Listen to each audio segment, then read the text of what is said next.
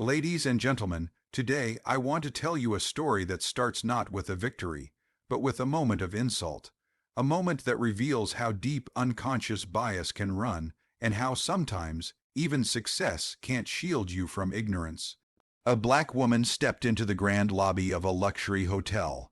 Her steps were calm, her presence commanding. She wasn't a guest looking for a room. She was the owner of the building, the leader of the very company that signed the checks for every employee under that roof. But on this particular day, she decided to walk in unannounced. No fanfare, no entourage, no fancy suit to signal status, just her and her truth. She approached the front desk, expecting a warm welcome, a simple act of hospitality, something every paying guest receives without question. But instead, she was met with blank stares, cold glances, and the kind of dismissiveness that can't be taught, but is often passed down. The receptionist didn't greet her. The concierge glanced past her. One employee even suggested she might be lost or confused and offered directions to a different hotel down the street.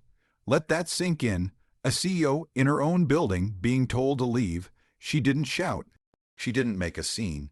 Instead, she stood quietly and absorbed what was happening. These employees, these representatives of her brand, had no idea who she was. All they saw was a black woman, and in their minds, that meant she couldn't possibly be someone important. This wasn't just a customer service failure. This was a mirror reflecting a much larger issue, a system where judgment is passed in an instant based on the color of your skin, where your identity is questioned, your presence treated as suspicious, your dignity chipped away without apology. This wasn't the first time she had been underestimated. No, she had spent her entire life walking through doors that tried to close on her. She had earned her success through grit, intelligence, and relentless determination. But here, in a place she built with her own vision and money, she was made to feel small. And yet, in that moment, she didn't break. She didn't lose her cool, because she knew something the staff didn't. She held the power. So she reached into her bag, not for her wallet, not for identification, but for her phone. That phone wasn't just a device. It was a symbol of everything she had built, a direct line to authority, to decision-making, to change, and with one simple call, she began to rewrite the narrative, not for herself, but for everyone who has ever been told they don't belong. Because when power is silent, it is often mistaken for weakness. But when it speaks, it does so with clarity and consequences. That phone call wasn't long.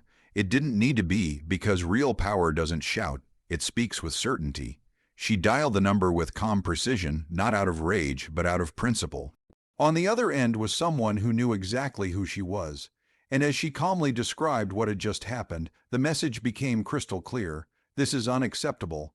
Not just because it happened to her, but because it could happen to anyone. Within hours, the wheels began turning. Internal reviews were called. Footage was pulled. Complaints from past guests, once brushed aside, were suddenly brought back into focus. This wasn't an isolated incident. It was the final straw in a pattern that could no longer be ignored. The CEO didn't just remove one or two employees. She cleared the entire management team. Not to make a headline, not to seek revenge, but to protect the integrity of her brand and send a message that would echo far beyond the hotel walls. Respect is not optional. Bias has no place in business. Her decision wasn't impulsive. It was intentional. It came from years of watching how silent discrimination can rot a workplace from the inside out.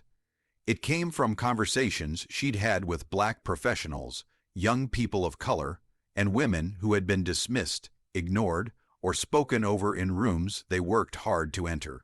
It came from experience, but more than anything, it came from love. Love for the standard she had set, for the people who looked up to her, and for the future she was building where people wouldn't be judged by appearances, but by ability, character, and contribution. And here's what made it truly powerful. She didn't go to the media. She didn't go viral. She simply did her job, quietly, effectively, with purpose, because leadership isn't about titles. It's about action. About doing what's right when no one's watching. About standing firm when it's uncomfortable. and most importantly, about ensuring that culture is shaped from the top down with zero tolerance for disrespect, no matter how subtle. The hotel was cleaned out and rebuilt, this time with a team trained not just in customer service, but in cultural competence. Not just to smile at guests, but to see them, to value them, to welcome them. The standards were rewritten not just in manuals, but in mindset. And for every employee who thought she was just another guest, they learned the most unforgettable lesson of their careers. Never underestimate the quiet black woman at the front desk. She just might be the one who signs your checks. She didn't just change a staff. She changed a standard. She didn't just defend her place. She reminded the world she built it. And in doing so, she lit a fire that told every underestimated voice in every ignored space, your moment is coming, and when it does, take the phone, make the call, and own your power.